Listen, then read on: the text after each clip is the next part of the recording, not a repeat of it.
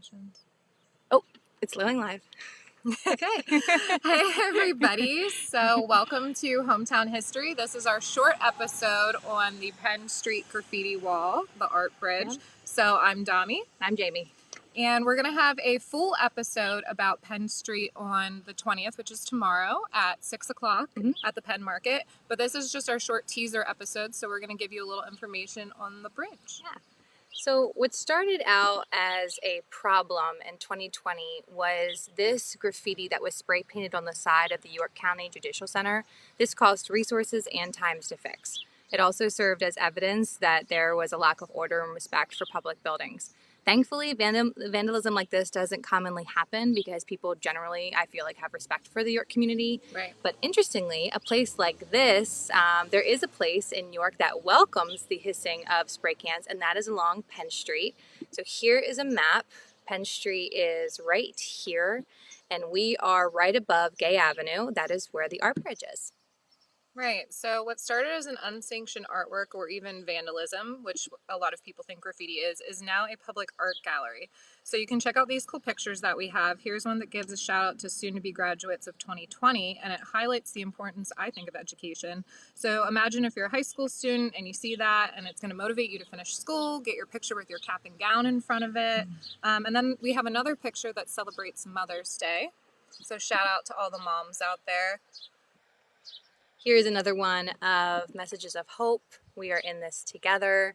I like when they have images available for people to interact with. I love that one. So here's a kid that's standing on the wall and he looks like he's surfing.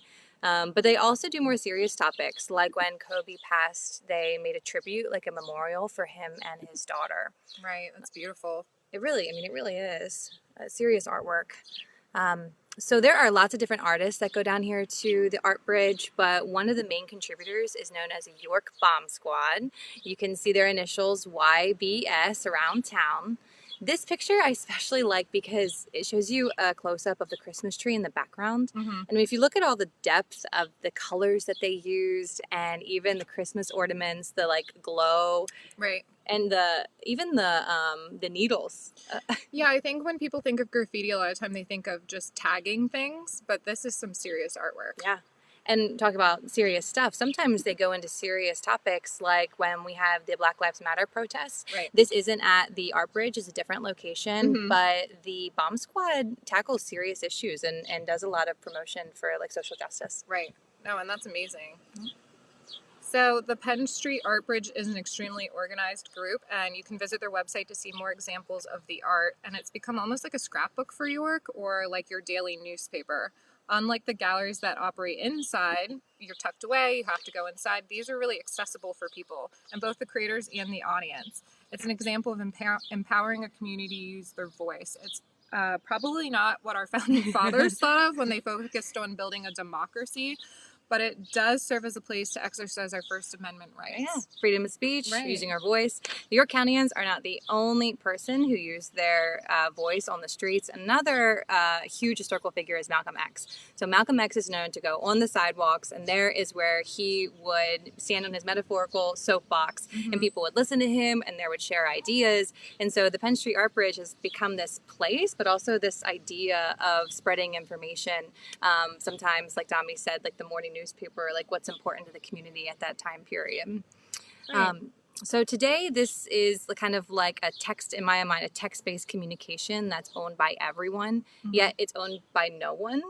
Right. Kinda Anyone can add their artwork, really. It kind of breaks the rules of this like public property. Like I like it. No, and it's awesome. And, you know, speaking of anyone can use it, a lot of the times the artists are bringing their own supplies, their own paint, but sometimes it is donated, like the mural that was there over Christmas.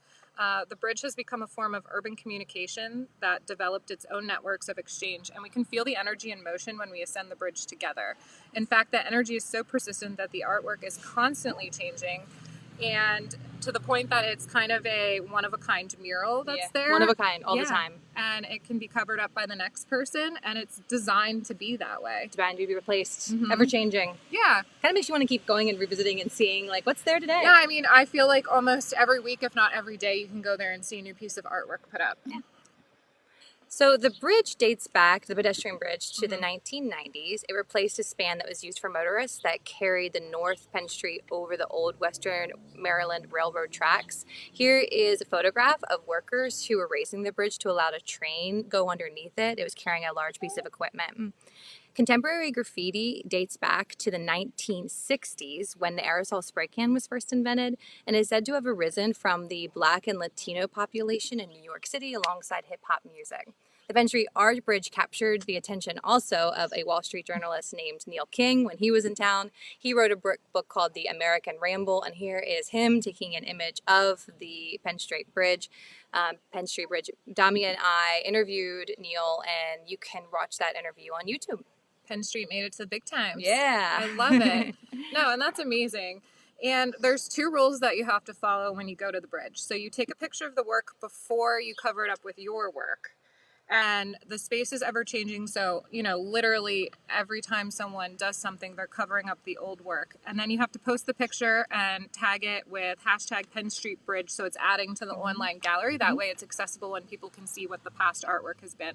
And then second, be cool. Yeah, which I really like. So people live there. There's kids and there's families around, and they're walking by it every day. So what you put up, it has an impact on everybody in the community. Yeah. So you have to understand that your subject matter has to be appropriate to be viewed by kids and the public and the community. So you can cover controversial topics and heavy topics, but be respectful with what you're putting there. Would you want your kid to see and walk past that every day? Right. Yeah. So Penn Street Bridge is not the only place for really cool graffiti happening in York County. There's also the Ruins Park down in Glen Rock. And another place that I don't really think of very often as a place for graffiti is actually the Susquehanna River.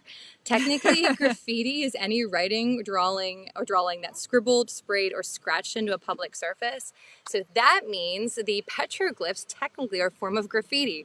Though on the right, that's my hands. You can see the size of it. That dates back to Native Americans 1,000 years ago, but then the picture on the left, they're more contemporary graffiti artists from those darn kids in the 1800s scratching their names into these rocks. And here we thought it was only modern day kids that were out putting graffiti tags on darn things. Them. Even in the 1800s. What started as this problem is now looked at as an asset on the river and Glen Rock, and most importantly in Penn Street.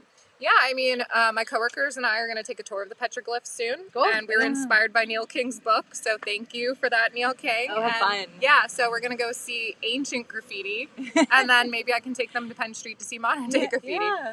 So again, we're going to cover more of this topic and more of Penn Street tomorrow, the 20th at 6 o'clock at Penn Street Market. It's open to the public. Montez is going to be there. Yeah. We're going to interview him, and it's going to be a great discussion about the community, so please come out and see us. Yep.